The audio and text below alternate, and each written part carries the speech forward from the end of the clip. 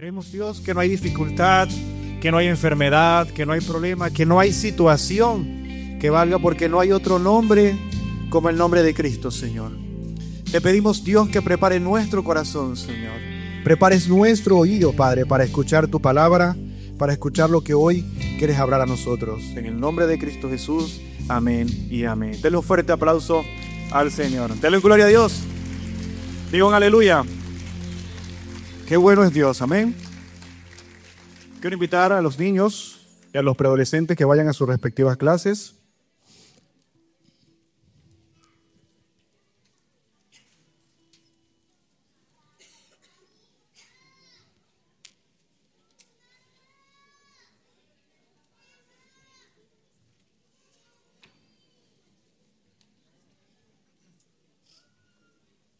Quisiera preguntar, ¿quiénes nos visitan por primera vez?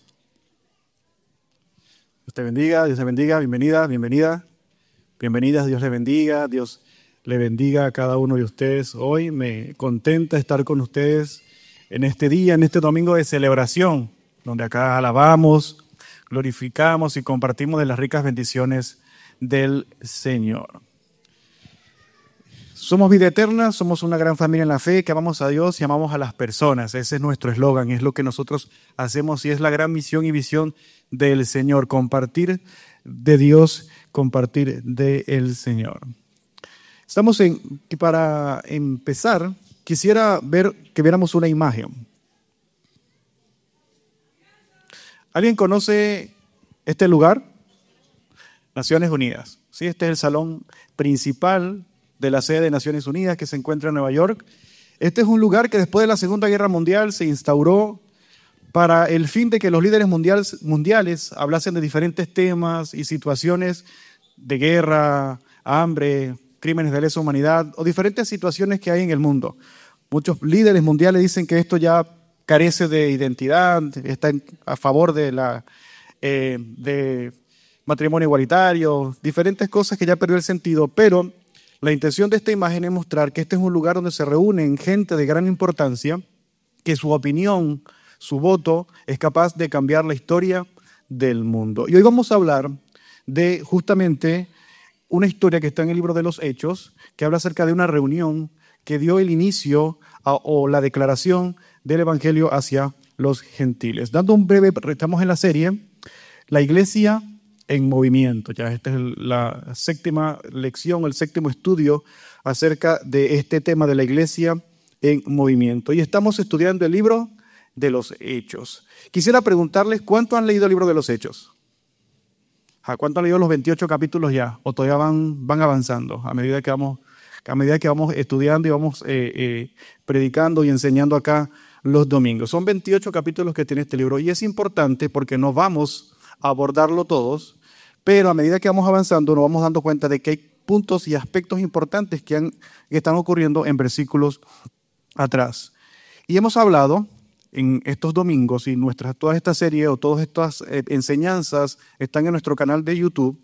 Y primero hablamos de que Jesús fue llevado al cielo. Después de haber cumplido su ministerio 3 años, murió, resucitó y estuvo 40 días compartiendo con sus seguidores, con los discípulos, fue llevado al cielo. Después de este evento ocurrió la llegada del Espíritu Santo, la promesa que el Señor había hecho. Después de esto ocurrió la primera persecución en Jerusalén de los discípulos y de los apóstoles que estaban enseñando el Evangelio de Cristo, que estaban enseñando las buenas nuevas de salvación.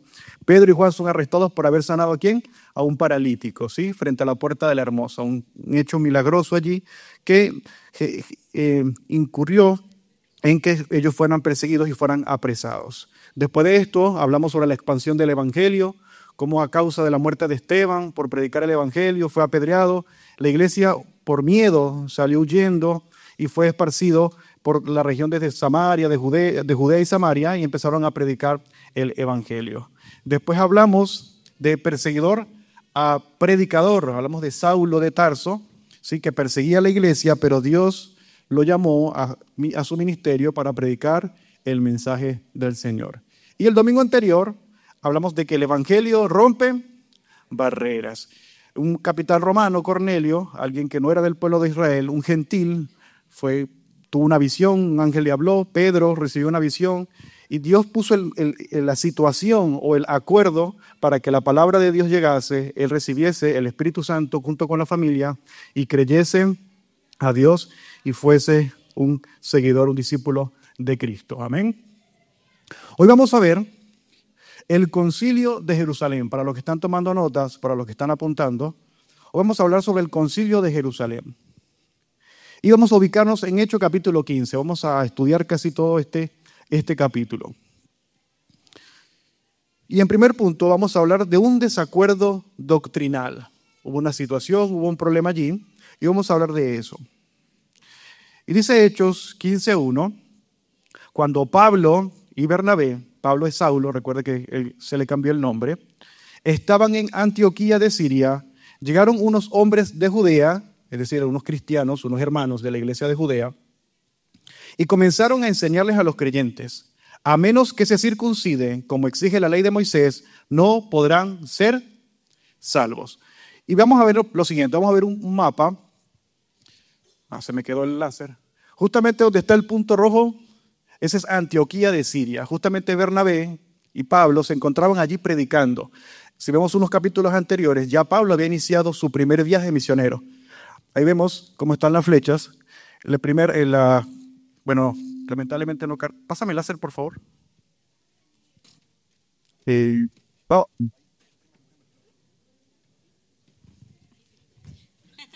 disculpan, hermano? Estamos en vivo y en directo. Se me quedó. Recuerden que cuando vimos la expansión del Evangelio, en Jerusalén se predicó el Evangelio, después Samaria y Judea y esta región, y ya Pablo había iniciado su primer viaje misionero y justamente esta es la ruta de su primer viaje. ¿Sí? Y él llegó a Antioquía de Siria y se encontraba en ese entonces predicando el Evangelio y estaba congregándose con los hermanos. Pero ¿qué pasó? Unos hermanos, unos cristianos, entre comillas, habían dirigido de Judea a Antioquía a llevar el mensaje, pero estaban predicando y estaban enseñando algo erróneo.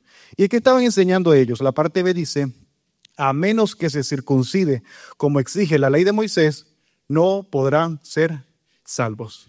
¿Y qué es la circuncisión? Para los que no conocen del tema, la circuncisión fue la señal del pacto de Dios con Abraham. Esto está en Génesis 17, 9 al 14, donde él decía que él tuvo que circuncidarse y su generación y de generación en generación tenían que circuncidarse como pacto entre Dios y Abraham. ¿Qué consistía esto? En que Dios le iba a dar una herencia y que Dios iba a ser su Señor, Dios iba a ser su proveedor, Dios iba a ser su sustento de generación en generación. Dios le había prometido convertirlo en una nación grande. Pero esta era la señal del pacto. ¿Y qué estaba pasando con esta gente? Esta gente le estaba exigiendo, le estaba enseñando a los hermanos, tanto a los gentiles de Antioquía, que ellos debían circuncidarse. Debían prácticamente primero ser cristianos y después, por medio del proselitismo, convertirse y practicar el judaísmo. Dice el capítulo 2, Pablo y Bernabé, que eran judíos, no estaban de acuerdo con ellos y discutieron con vehemencia. Hermanos, esto fue como una novela de estas mexicanas que se agarraron ahí para discutir y conversar acerca de esto porque había un desacuerdo doctrinal.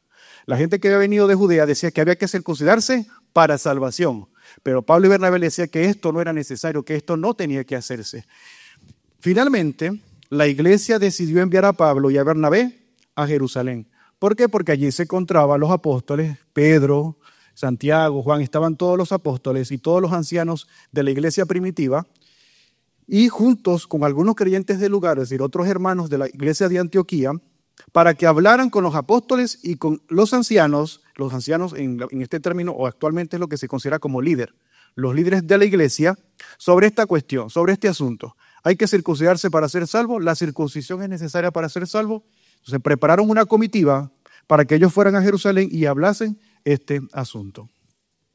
Dice el 3, la iglesia envió a los delegados a Jerusalén, quienes de camino se detuvieron en Fenicia y Samaria, otras ciudades que van hacia el sur, vía a Jerusalén.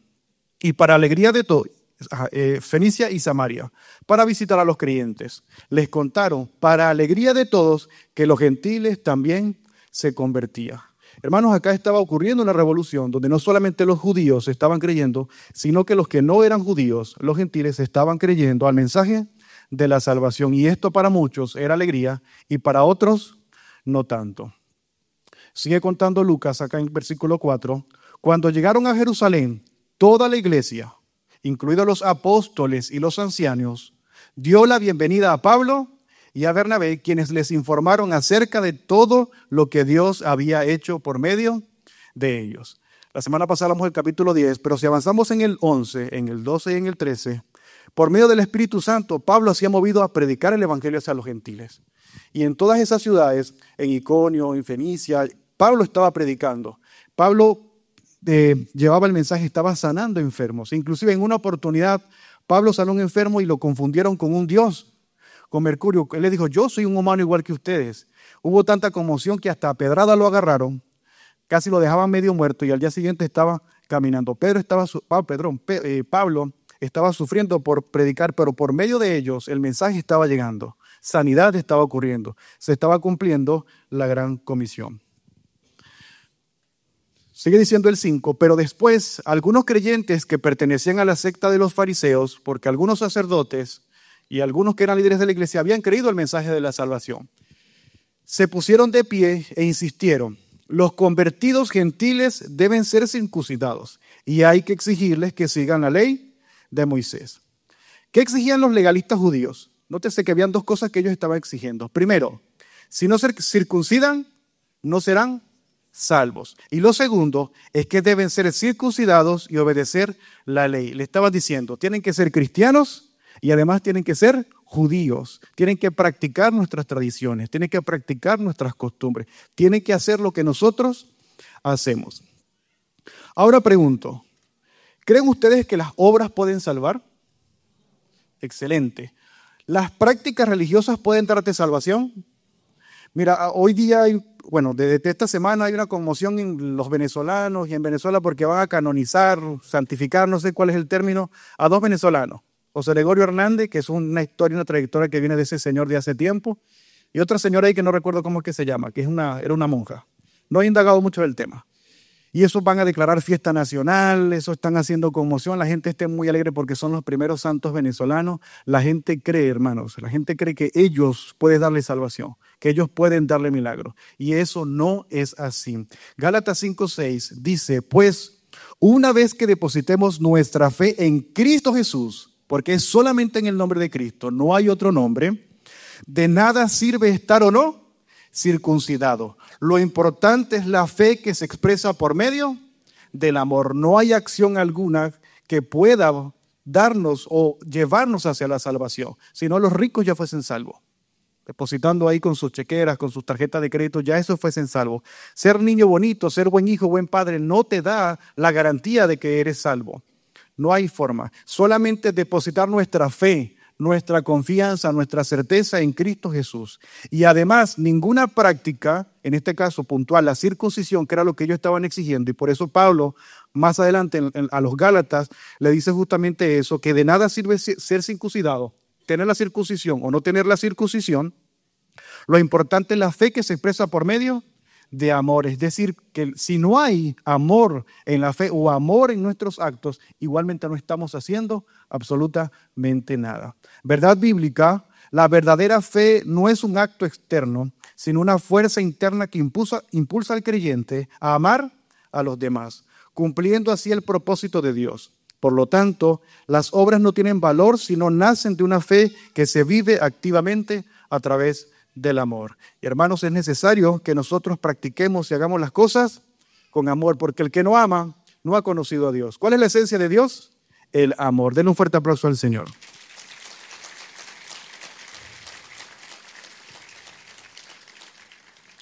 Ya discutido esto, Pablo y Bernabé presentan la cuestión, la problemática que se estaba presentando en Antioquía. Los fariseos o los que eran más partidarios de que los cristianos se convirtieran al judaísmo, o sea, fuesen prosélitos, y toda esta cuestión decía hacerse una reunión privada.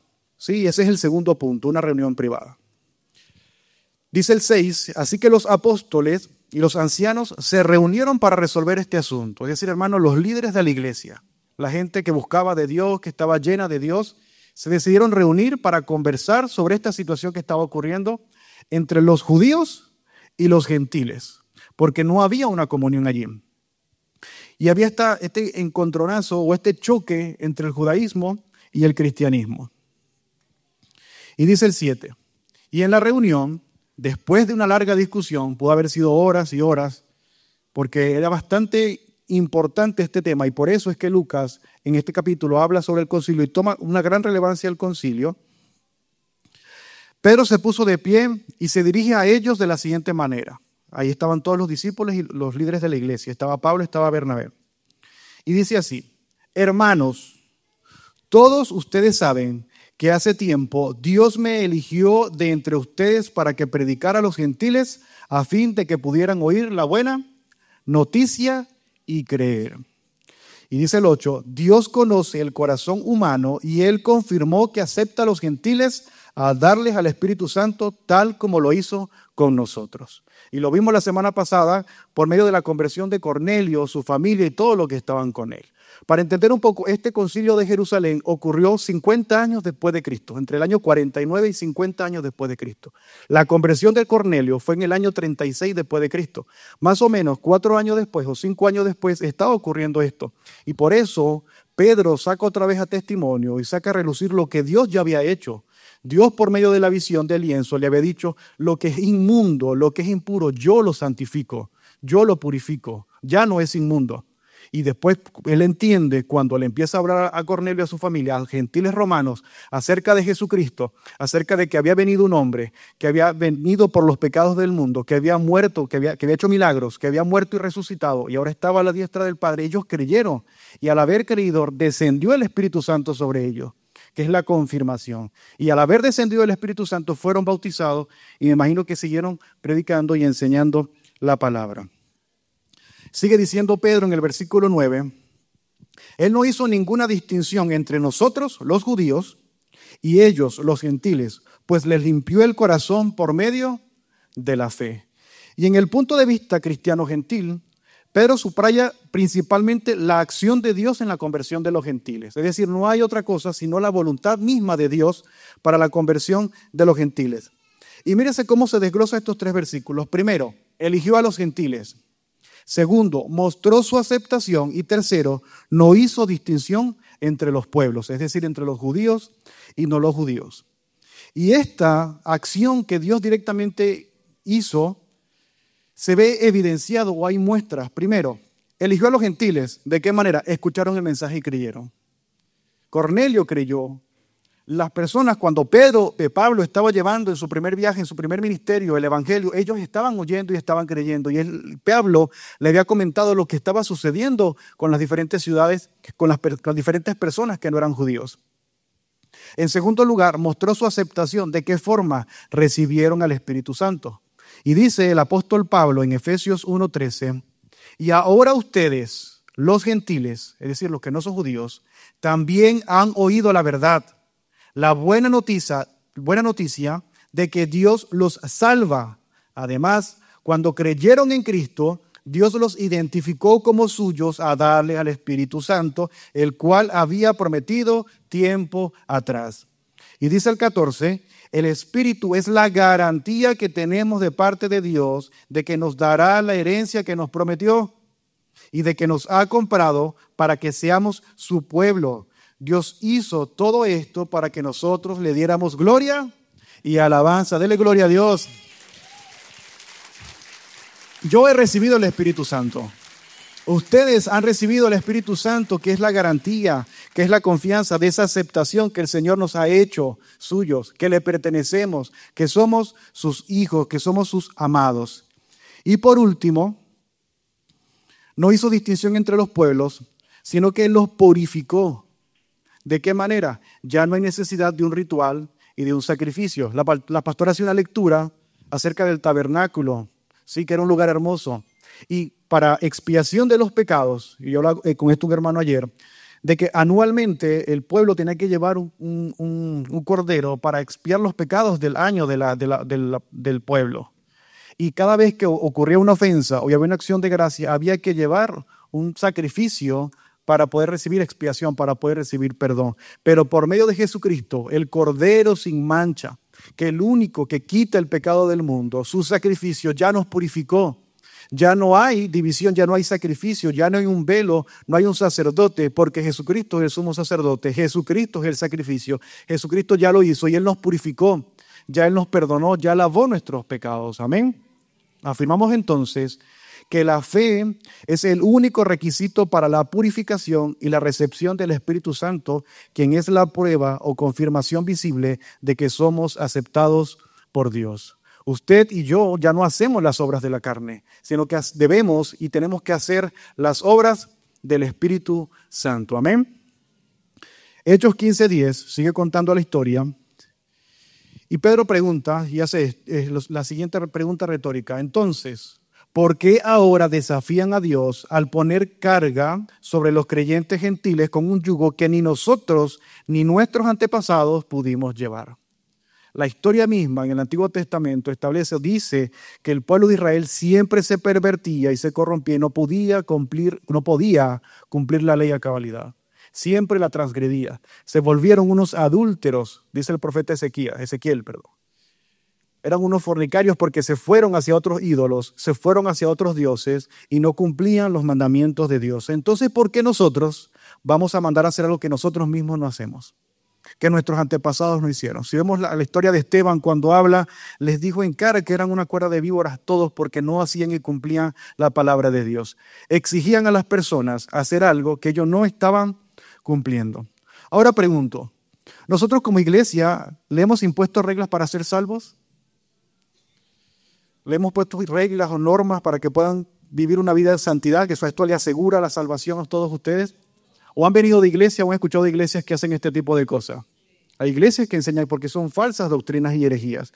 Pero mira lo que hacemos nosotros, no solo para salvación, sino para santificación de todos nosotros o de los creyentes. Primero, anunciamos el evangelio de Cristo. Es importante que nosotros hacemos esto, llevamos el evangelio, predicamos a Cristo, evangelizamos, porque es necesario que toda criatura, todo aquel que no cree en Jesús, escuche el mensaje de la salvación, entienda que es un pecador y necesita la salvación de Dios. Que escuche la palabra y el Espíritu Santo, que es el único que trae convencimiento de pecado, pueda convencerle. En segundo lugar, enseñamos la verdad de la palabra por medio de las prédicas, de las enseñanzas, de los estudios bíblicos. Enseñamos las doctrinas de la palabra. En tercer lugar, hacemos discipulado relacional. Pregunto, ¿quiénes son discipuladores acá? Yo soy uno. Excelente. ¿Quiénes están en los discipulados? Bueno, denle un fuerte aplauso al Señor. Ustedes están buscando, creciendo y aprendiendo. Y en cuarto lugar, invitamos a los hermanos a servir con sus dones y sus talentos. Aquí hay muchos hermanos y quiero que den un fuerte aplauso a los que trabajan en audiovisual, en música, en cocina, en servicio, en iluminación. Ahora parecía que estuvieran haciendo un asado, pero no, estamos haciendo unas cuestiones acá para que se vea mejor la iluminación. Yo sé que muchos estaban como mirando que se prendió, se quemó algo allá atrás, pero no, es un efecto que estamos acá probando y trabajando para armonizar esto. Amén.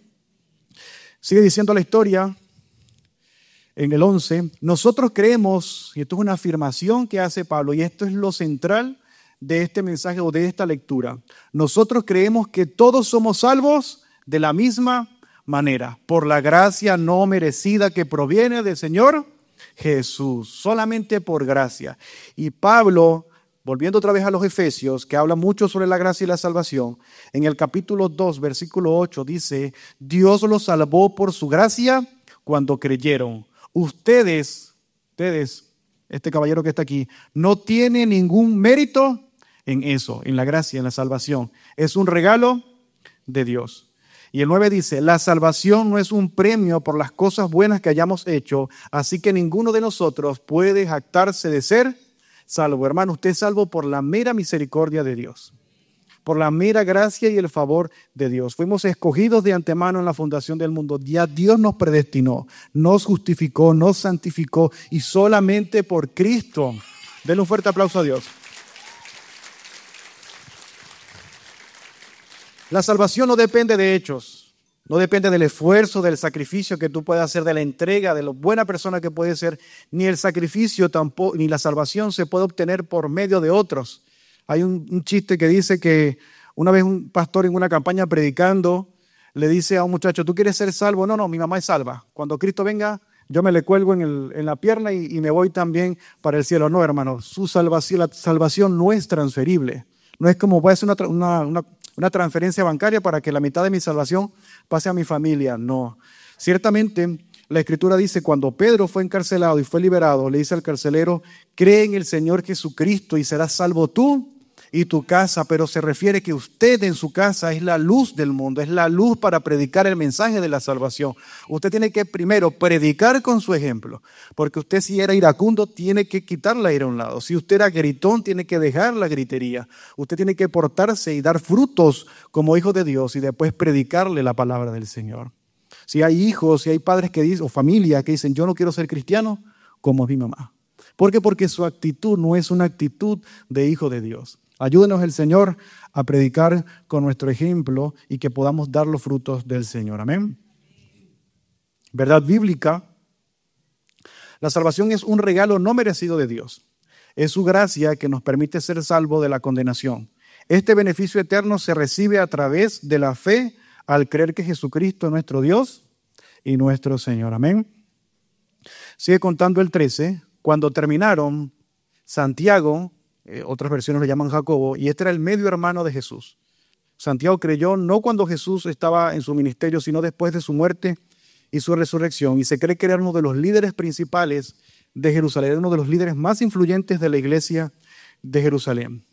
Se puso de pie y dijo, hermanos, escúchenme. Esto seguimos aquí en la reunión privada entre los líderes.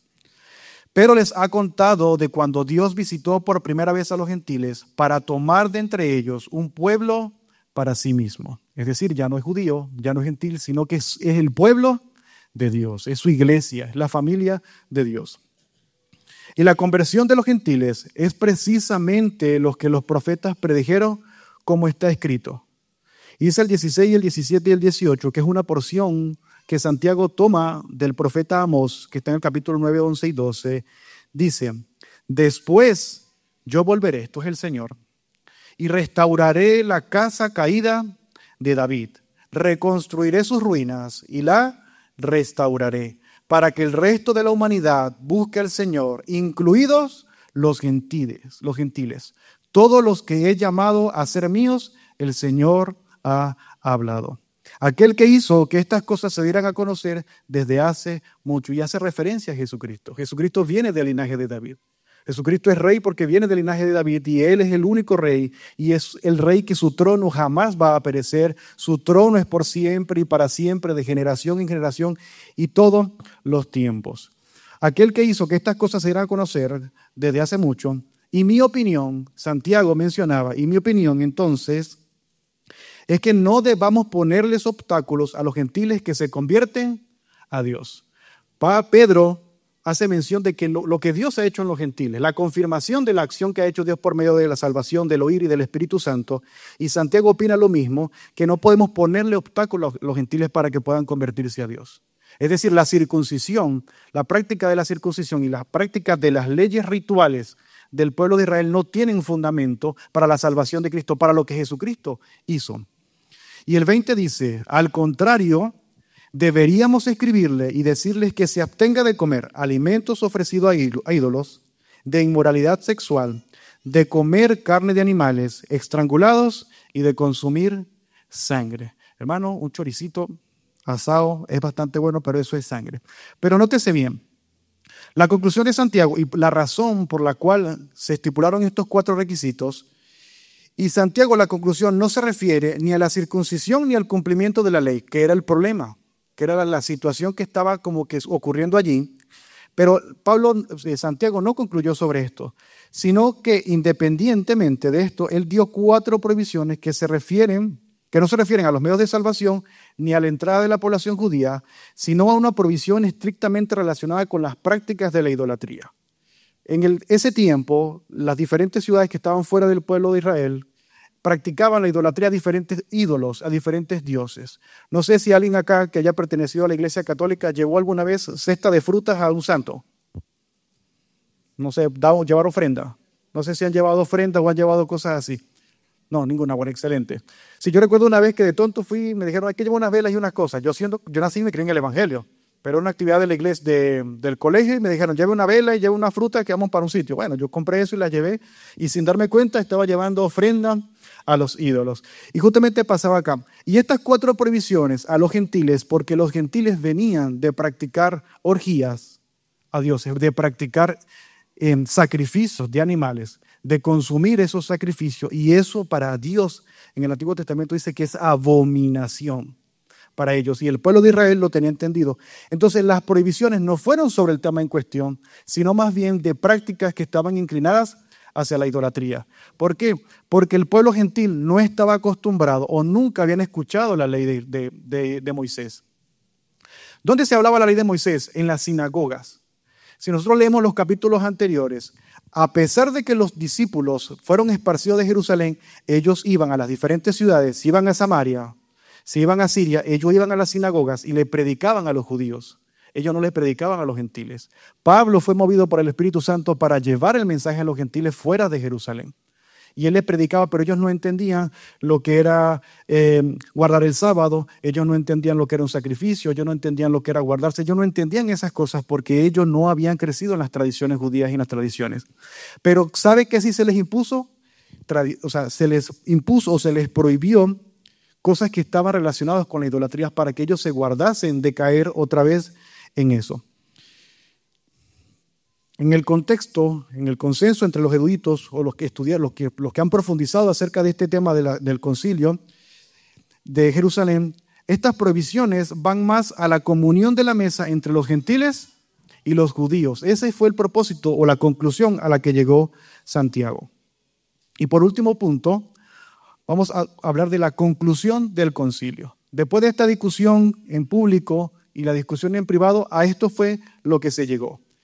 Entonces los apóstoles y los ancianos, junto con toda la iglesia de Jerusalén, ya los líderes ya tenían su dictamen, ya habían deliberado qué era la situación, que era lo que se iba a abordar respecto a este tema.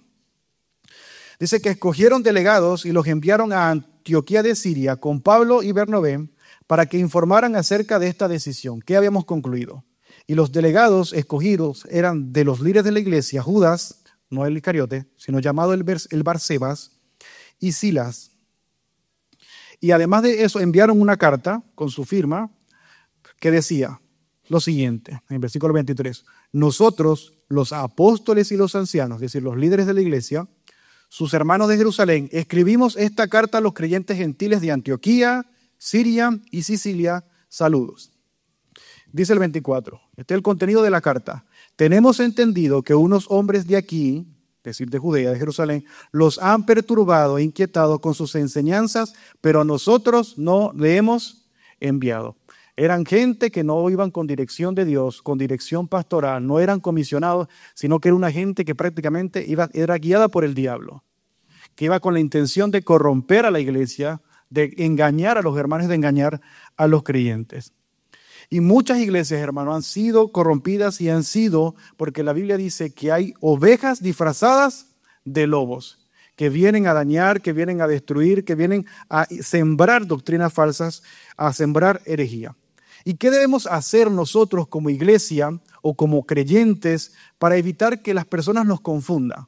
Yo tengo una prima que ya está mucho mayor, pero en Venezuela es muy popular el canal Enlace. No sé si ustedes lo han escuchado.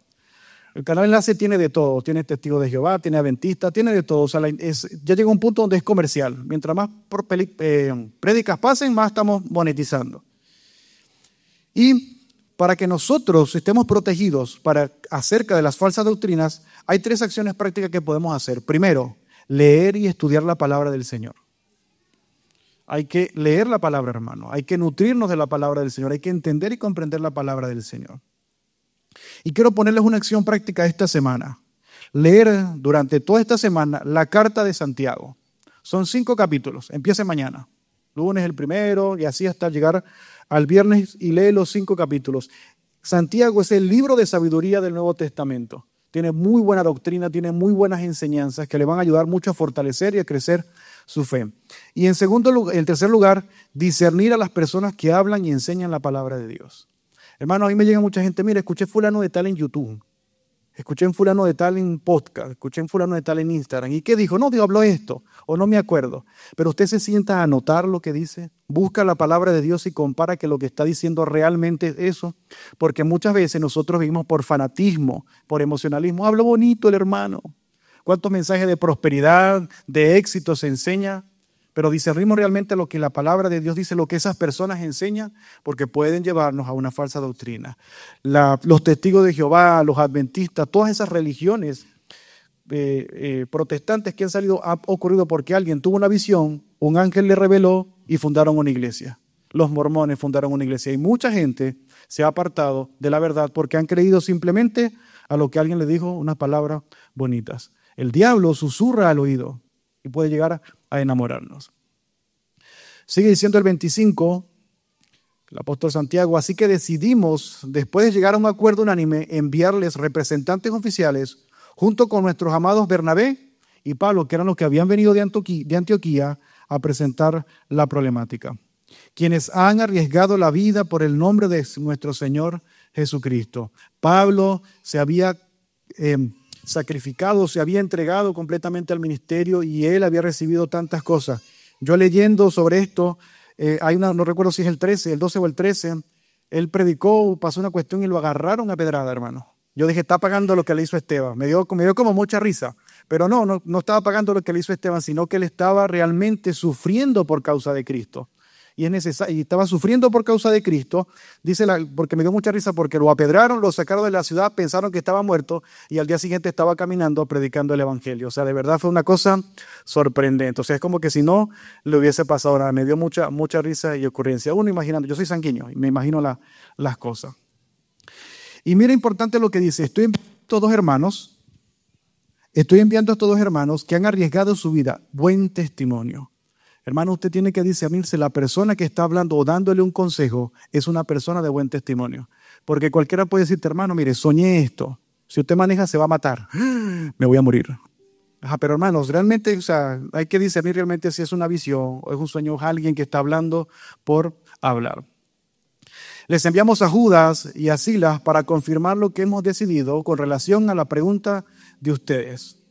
Pues nos pareció bien al Espíritu Santo, nótese esto, el Espíritu Santo y a nosotros no imponer sobre ustedes una carga mayor que estos pocos requisitos.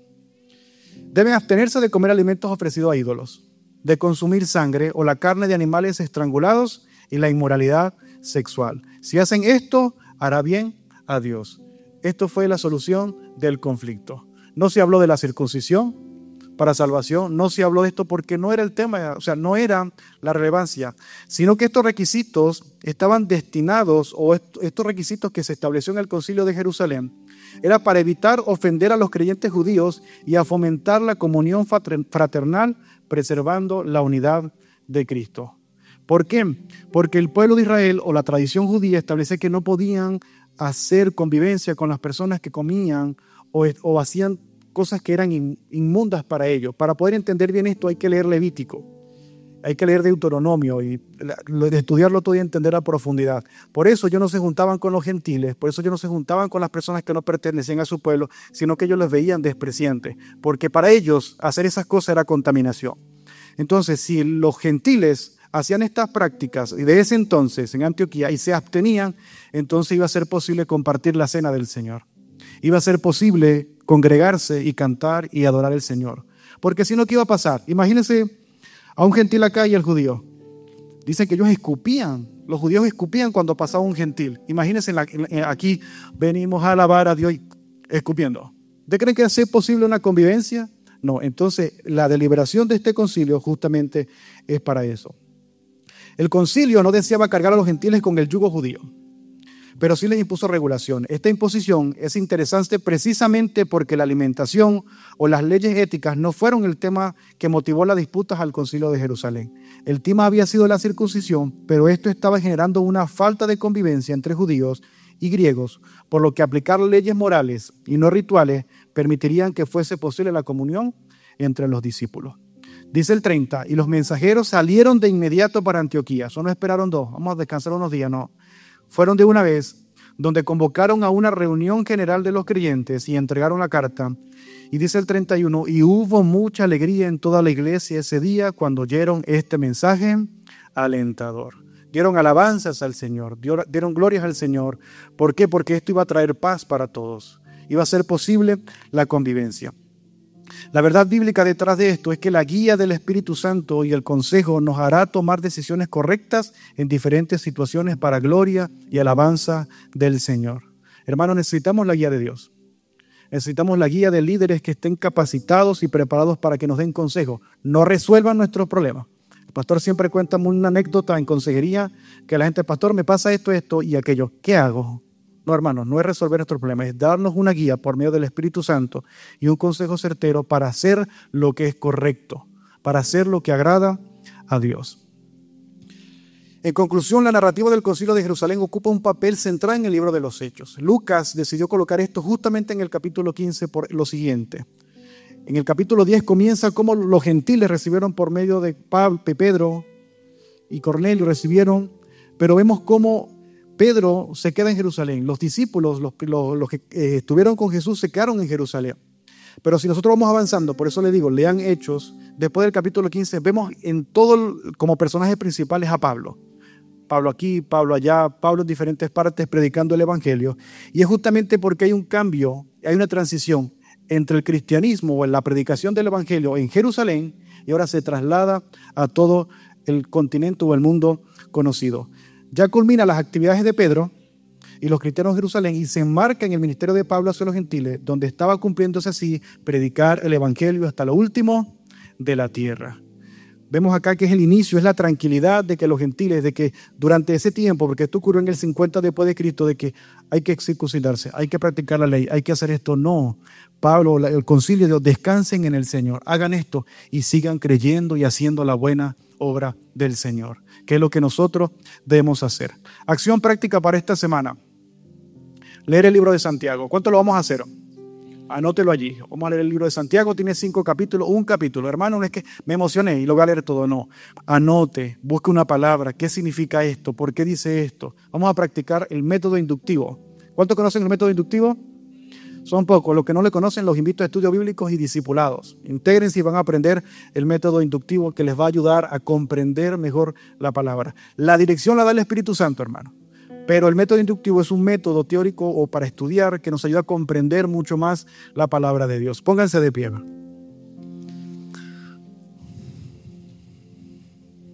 Damos gracias a Dios porque no vivimos bajo la ley, sino bajo la gracia y el favor de Dios. Y todos estamos en este lugar por la misericordia de Dios. Amén. Padre, en el nombre de Jesús de Nazaret, Señor, yo te doy alabanza, Señor, yo te doy gloria porque eres bueno, Señor. Para siempre es tu misericordia. Gracias por tu amor, Señor. Gracias porque hoy afirmas mi corazón a entender que la salvación es solamente un regalo, Señor, que por tu misericordia, que por tu amor yo he recibido, Padre Celestial. Te doy alabanza, Señor, te doy gracias a ti, Padre Celestial. Te pido que por favor, Señor, pongas nuestro corazón en humildad, Padre, y en sabiduría, y que nos deje el entendimiento necesario, Padre, para comprender tu palabra, Señor. Para comprender realmente la profundidad del cristianismo, Señor. Para entender realmente de que yo soy iglesia y debo moverme a llevar tu palabra, Señor, y a vivir conforme al Espíritu Santo. En el nombre de Jesús, amén. Quiero hacer la invitación a aquellos que no conocen a Jesús. Hoy les extiendo la invitación a que crean en Él y que puedan ser purificados su corazón, que puedan ser sellados con el Espíritu Santo, que puedan tener una vida no de éxito, sino una vida mejor, una vida consciente, una vida iluminada, para que podamos llegar a esa meta grandiosa que es la salvación eterna en el cielo. Y ora conmigo. Señor Jesús, en esta hora y en este momento, reconozco que soy un pecador. Te pido, Señor, que me selles con tu Santo Espíritu, que limpies mi corazón de toda maldad, que me purifiques, Señor, y que me hagas parte de tu familia. Para que pueda yo permanecer fiel hasta los últimos de mis días o hasta que tú vengas. En el nombre de Cristo Jesús, amén y amén. ¿Alguien ha hecho esa oración? Dios te bendiga.